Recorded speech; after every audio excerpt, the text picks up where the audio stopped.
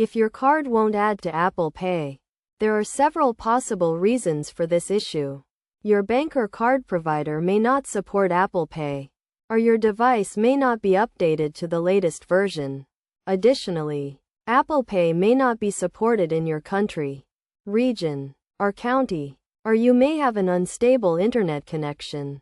To resolve this issue, you can try a few troubleshooting steps.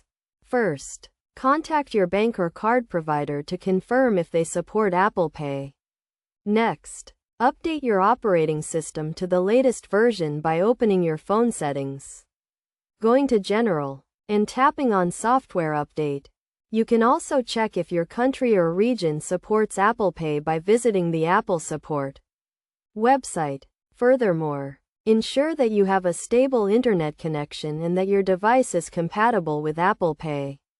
To add your card, open your phone settings, navigate to Wallet and Apple Pay, choose the Add Card option, and scan your card information to avoid entering the wrong details. If none of these steps work, you can contact your bank or card provider for further assistance. By following these simple steps, you should be able to resolve the issue and add your card to Apple Pay.